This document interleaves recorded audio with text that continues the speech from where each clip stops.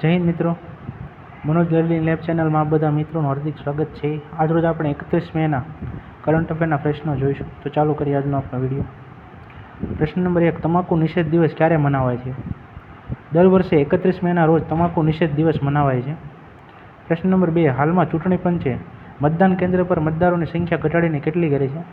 હાલમાં ચૂંટણી પંચે મતદાન કેન્દ્ર પર મતદારોની સંખ્યા ઘટાડીને 1200 કરી છે, જે પહેલાં 1500 જેટલી હતી। પ્રશ્ન નંબર 3, હાલમાં બ્રિટન દેશે કયા દેશ સાથે પોતાની વ્યાપારિક વાતચીત બંધ કરી? બ્રિટન દેશે ઇઝરાયલ દેશ સાથે પોતાની વ્યાપારિક વાતચીત બંધ કરી છે। પ્રશ્ન નંબર 4, હાલમાં અમેરિકાના રાષ્ટ્રપતિ ડોનાલ્ડ ટ્રમ્પે એપલ ઉપર કેટલા ટકા ટેરિફ લગાવવાની જાહેરાત કરી છે? હાલમાં અમેરિકાના રાષ્ટ્રપતિ ડોનાલ્ડ ટ્રમ્પ દ્વારા એપલ ઉપર 25% ટેરિફ લગાવવાની જાહેરાત કરવામાં આવી છે।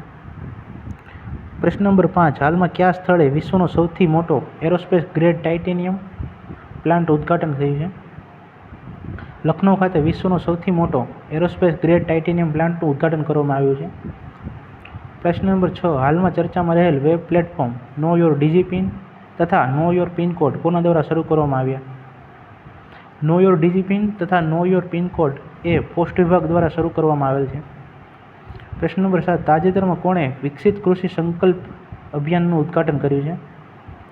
તાજેતરમાં ઓડિશાના ભુવનેશ્વર ખાતે કેન્દ્રીય મંત્રી શિવરાજસિંહ ચૌહાણ દ્વારા વિકસિત કૃષિ સંકલ્પ અભિયાનનું ઉદ્ઘાટન કરવામાં આવ્યું છે। પ્રશ્ન નંબર 8, તાજેતરમાં મેઘદૂત મિલેનિયમ પોસ્ટલ સોફ્ટવેર કોના માટે લોન્ચ કર્યું? તાજેતરમાં મેઘદૂત મિલેનિયમ પોસ્ટલ સોફ્ટવેર ભારતીય સેનાના સંરક્ષણ કર્મચારીઓ માટે લોન્ચ કરવામાં આવ્યું છે। પ્રશ્ન નંબર 9, હાલમાં 78મી વિશ્વ આરોગ્ય સભા કયા સ્થળે યોજાઈ હતી? સ્વિટ્ઝરલેન્ડના જીનીવા ખાતે 78મી વિશ્વ આરોગ્ય સભા યોજાઈ હતી, જેમાં ફિલિપાઇન્સના આરોગ્ય સચિવ ટીઓડોરો જે હર્બોસાને વર્લ્ડ હેલ્થ એસેમ્બલીના 78માં પ્રમુખ તરીકે ચૂંટ્યા છે।